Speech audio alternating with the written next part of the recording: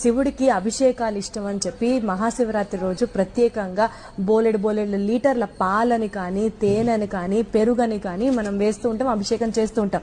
అదే బోలెడు లేని వాడికి ఇస్తే ఖచ్చితంగా వాడు కడుపు నిండా తింటాడు అని కూడా అనుకుంటాం.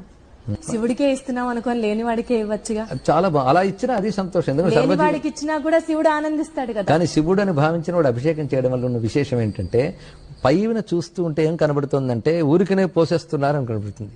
దీనికి అందమైన సమాధానం చెప్పాలంటే ఒక చక్కటి వాక్యం ఉంది శాస్త్రంలో.